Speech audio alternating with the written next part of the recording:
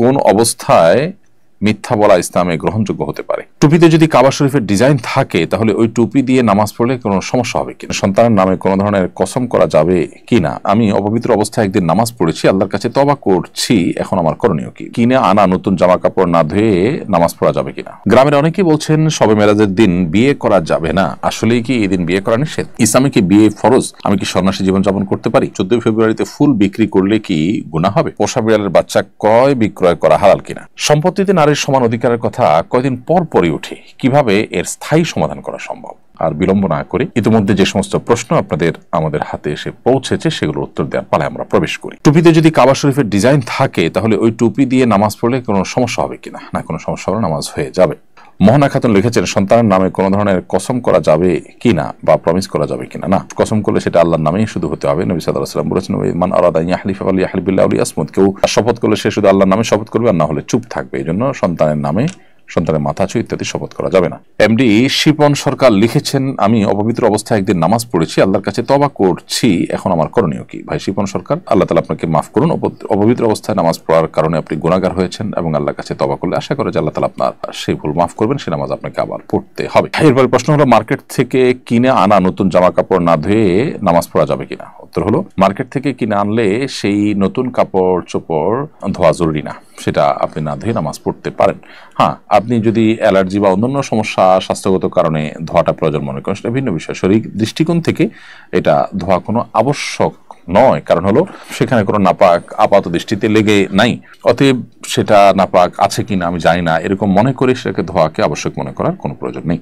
গ্রামের অনেকেই বলছেন শবে মেরাজের দিন বিয়ে করা যাবে না, আসলেই কি এই দিন বিয়ে করা নিষেধ? প্রিয় দর্শক, শবে মেরাজের দিন বিয়ে করা যাবে না এরকম কোনো কথা কোরআন এবং হাদিস অথবা আপনার কোনো ফুকাহে কেরামের কোনো উদ্ধৃতি এরকম কোনো কিছু দ্বারায় সাব্যস্ত নয়, যার কারণে অতীতের কোনো বিষয়ে যদি কেউ মিথ্যা কথা এজন্য শবে মেরাজের দিন যদি কেউ বিয়ে করেন বা বিবাহের কোনো আয়োজন হয়, ফিক্সড হয়, তাহলে তার কোনোটি কিন্তু শরিয়া দৃষ্টিকোণ থেকে নিষিদ্ধ কিংবা হারাম হবে না। ইসলামে কি বিয়ে ফরজ? আমি কি সন্ন্যাসী জীবনযাপন করতে পারি? ইসলামে বিয়ে সবসময় ফরজ নয়, তবে যে ব্যক্তি বিয়ে না করলে পাপাচার লিপ্ত হয়ে যেতে পারে, তার চরিত্র নষ্ট হতে পারে, অথচ তার বিবাহ করবার শক্তি সামর্থ্য আছে, তার জন্য বিয়ে করা ফরজ।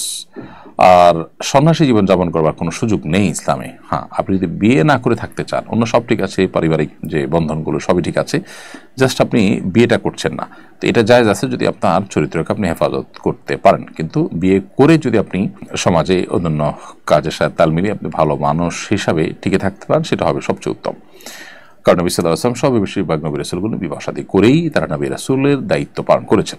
আবু হুরায়রা আয়াদি থেকে আপনি লিখেছেন, 14 ফেব্রুয়ারিতে ফুল বিক্রি করলে কি গুনাহ হবে? 14 ফেব্রুয়ারিতে ফুল বিক্রি করা তো গুনাহ নয়, কিন্তু 14 ফেব্রুয়ারিতে কেউ খারাপ এবং হারাম কাজে আপনার কাছ থেকে ফুল কিনে ব্যবহার করবে, সেরকম যদি আপনি জানতে পারেন, তাহলে সেক্ষেত্রে তার কাছে ফুল বিক্রি করা থেকে আপনার বিরত থাকা উচিত, কারণ আপনি সেক্ষেত্রে অন্যায়ের সহযোগিতা করছেন, এরকম একটি ব্যাপার। এরকম যদি হয় তাহলে ওই দিনটাতে বেশিরভাগ মানুষ এরকম উদ্দেশ্যে যদি ফুল কিনবে বলে আপনার কাছে মনে হয়, তাহলে সেক্ষেত্রে আপনি প্রয়োজনে ওই দিনের জন্য ব্যবসা করবেন না। এবং ইমানদার আল্লাহর জন্য এতটুকু স্যাক্রিফাইস আল্লাহর আদেশ নিষেধকে মানতে গিয়ে তার করা উচিত, এবং এর বিনিময়ে তো আমরা আল্লাহ তাআলার কাছে জান্নাত আশা করবো ইনশাআল্লাহ তাআলা। আরহাফ শাকিল লিখেছেন, পোষা বিড়ালের বাচ্চা ক্রয় বিক্রয় করা হালাল কিনা?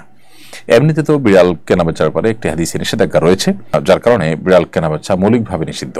অনেক উলামায়ে কেরাম অবশ্য বলেছেন এর ব্যাখ্যা যে বিড়ালের মতো এমন একটা জিনিস যেটা আসলে না তার গোশত খাওয়া যায়, না সেটা খুব মূল্যবান কোনো অ্যাসেট, এরকম একটা সাধারণ জিনিস বা তুচ্ছ জিনিস একটা প্রাণী এটা বিক্রি করে তার টাকা নেওয়া খাওয়া, এটা তো আসলে এক ধরনের ছোট লোকই। নবী সাল্লাল্লাহু আলাইহি ওয়াসাল্লাম এই জন্য হয়তো নিষেধ করেছেন যে এত তুচ্ছ জিনিস। কিন্তু আজকাল যে বিড়াল আপনার প্রশিক্ষণপ্রাপ্ত হয়ে থাকে, এর পিছনে অনেক টাকা খরচ হয়, এগুলো তো নিশ্চয়ই অন্য সাধারণ বিড়ালের মতো নয়, যার কারণে এগুলো কেনাবেচা হালাল বা এগুলোর টাকা পয়সা নেওয়া হালাল অনেক আলেমদের মতে। তবে নবী সাল্লাল্লাহু আলাইহি ওয়াসাল্লাম যে হাদিসে নিষেধ করেছেন সেটা আলোকে এটাকে মাকরুহ বলেছেন উলামায়ে কেরাম, হারাম বলেননি বিড়াল কেনাবেচাকে। তবে এই যে বিশেষ প্রশিক্ষিত বা প্রশিক্ষণপ্রাপ্ত বিড়াল কেনাবেচা করলে সেটা হালাল হওয়ার কথা, হারাম হওয়ার কথা নয়। আমি নিজের জীবনের কোনো লক্ষ্য ঠিক করতে পারছি না, কোনো কিছুতে ফোকাসড থাকতে পারছি না, সবসময় ডিস্ট্র্যাক্ট হয়ে থাকি, আমার জীবনের উদ্দেশ্য খুঁজে পাই না, করণীয় কি? এই যে অস্থিরতা, এই যে ব্যাকুলতা, এটা মূলত আল্লাহর স্মরণ না থাকার কারণে। আপনি 5 ওয়াক্ত নামাজ, নিয়মিত কোরআন কারীমের তিলাওয়াত, সকাল সন্ধ্যার দোয়া জিকির এবং অন্যান্য সমস্ত আমলগুলোকে কায়ে মনোবাক্যে আপনি করতে থাকুন, পরিপূর্ণ মনোযোগের সাথে করতে থাকুন, মহব্বতের সাথে করতে থাকুন, নেককারদের সান্নিধ্য পরিবেশের মধ্যে আপনি নিজেকে রাখুন, ইনশাআল্লাহ আপনার অবস্থার মধ্যে পরিবর্তন হবে। সেই সাথে আল্লাহ সুবহানাহু ওয়া তাআলার কাছে আপনি বিশেষ কিছু দোয়া নিবেদন করতে পারেন। হিসনুল মুসলিম, রাহে বেলায়েত, আরও দোয়ার যে বইগুলো আছে সেগুলোতে আপনি আপনার এ জাতীয় পরিস্থিতির জন্য, মানসিক প্রশান্তি, স্থিরতা, এগুলোর জন্য আপনি অনেক দোয়া পাবেন। সেই দোয়াগুলো আপনি নিয়মিত পড়তে পারেন, আল্লাহর কাছে সেগুলো নিবেদন করতে পারেন অর্থ বুঝে। সম্পত্তিতে নারীর সমান অধিকারের কথা কয়দিন পর পরই ওঠে, কিভাবে এর স্থায়ী সমাধান করা সম্ভব? প্রিয় দর্শক, আমি তো মনে করি এর সমাধান হয়ে আছে। যারা কয়দিন পর পরই এ কথা তোলে, তাদের ন্যূনতম যদি লজ্জা থাকতো তাহলে তারা এটা তুলতো না। কারণ এটাকে দেশের মানুষ প্রত্যাখ্যান করেছে বহু আগে। মনিউদ্দিন ফখরুদ্দিন আমলে, বিগত সরকারের আমলে বিভিন্ন সময় এটার জন্য চেষ্টা করা হয়েছে, কিন্তু দেশের মানুষ সেটাকে রুখে দিয়েছে, প্রত্যাখ্যান করেছে। একটা দেশ যদি জনগণের আশা এবং আকাঙ্ক্ষার প্রতিফলন হয় সে দেশের আইনে, সে দেশের সংবিধানে, সে দেশের সবকিছুতে, তাহলে সেটাই যদি হয় তথাকথিত গণতন্ত্র, তাহলে তার দাবি আলোকেই তো এখানে বলা যায় যে নারীকে সম্পদে, বাবার সম্পদে ছেলের সমান ভাগ দিতে কোরআন বলে না। কারণ খরচের দায়ভার নারীর উপরে নেই, টোটাল খরচের দায়ভার ছেলের উপরে। বিধায় মেয়েকে এখানে যে অর্ধেক দিতে বলা হয় সেটাই তার জন্য আসলে অনেক, কারণ খরচের বেলায় সে শূন্য। তো যারা এখানে সমান সমান দেওয়ার কথা বলেন এবং তারা মনে করেন যে নারীকে বোধহয় সমান সমান দিলে তিনি স্বাবলম্বী হবেন, পুরুষের টর্চারের থেকে তিনি রক্ষা পাবেন, অনেক পুরুষ খারাপ, তারা সামান্য একটু ভরণ পোষণ দিয়ে স্ত্রীর উপরে জুলুম করে, সেটা আর সইতে হবে না যদি বাবার সম্পদে ডাবল সম্পদ পান। প্রশ্ন হলো যে বাবার সম্পদে এক আনা পাচ্ছেন, সেখানে দুই আনা পালে, ডাবল পাইলে আর এই জুলুম তার হবে না, তিনি সুখের সংসার করতে পারবেন, এই গ্যারান্টি আপনাকে কে দিয়েছে? আমরা তো দেখি যে সমস্ত মেয়েরা সচ্ছল, যে সমস্ত মেয়েরা নিজেরা উপার্জন করছেন, চাকরি বাকরি করছেন, তাদের দাম্পত্য জীবনে অশান্তি আরো বেশি। তারা তো বরং পারিবারিক জীবনে সুখ শান্তিতে কম আছে। প্রত্যেকটা জরিপ এবং প্রত্যেকটা সার্ভে এই তথ্যই দিচ্ছে আমাদেরকে।